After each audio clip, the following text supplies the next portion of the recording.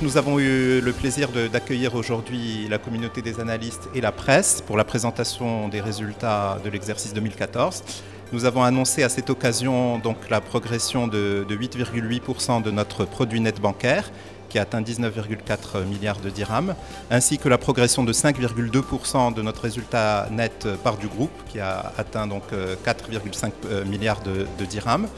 Nous avons aussi expliqué les principales composantes de ces résultats, donc à la fois une très bonne tenue des revenus, et en particulier grâce à la contribution de la Banque au Maroc, qui a bénéficié de meilleures conditions de liquidité et de la baisse des taux obligataires, et donc de très bons résultats de marché, mais aussi qui a été impacté par une montée du coût du risque à la fois au Maroc et à l'étranger, ce qui a malgré tout donc permis une progression qui reste honorable dans des conditions relativement difficiles du résultat net part du groupe. Nous avons aussi insisté sur la richesse et la diversité de nos sources de revenus, et qui nous permettent justement, grâce à cette diversification, de maintenir une progression régulière de nos résultats. Nous avons aussi informé la communauté de la proposition du Conseil d'administration à l'Assemblée générale de continuer à faire progresser le dividende par action, donc qui suit à peu près la progression du résultat. Et donc la proposition en attente de vote par l'Assemblée générale est un dividende de 10 dirhams par action.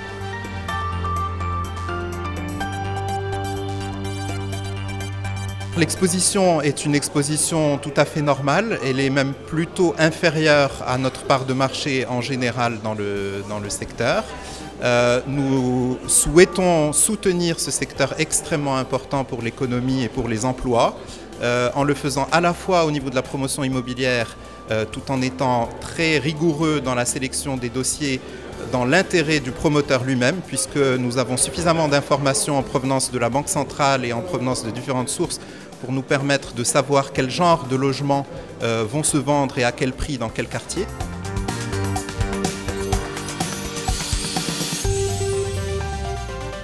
Et l'évolution des créances en souffrance est une évolution qui a concerné l'ensemble du secteur.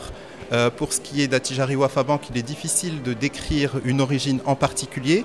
Je dirais que c'est essentiellement le fait d'une croissance du PIB non agricole qui est en dessous de celle que nous avons connue pendant plusieurs années. C'est-à-dire l'économie marocaine est taillée pour croître entre 4 et 4,5% au niveau du PIB non agricole. Or, nous avons atteint des niveaux inférieurs à 3% dès 2013. Ce qu'il faut aussi noter, c'est que nous sommes en phase d'accélération de la croissance non agricole depuis le dernier trimestre de 2013, et donc qu'au cours de 2014, je dirais le premier semestre était moins bon que le deuxième semestre en matière de coût du risque. Donc nous sommes plutôt optimistes sur l'amélioration future.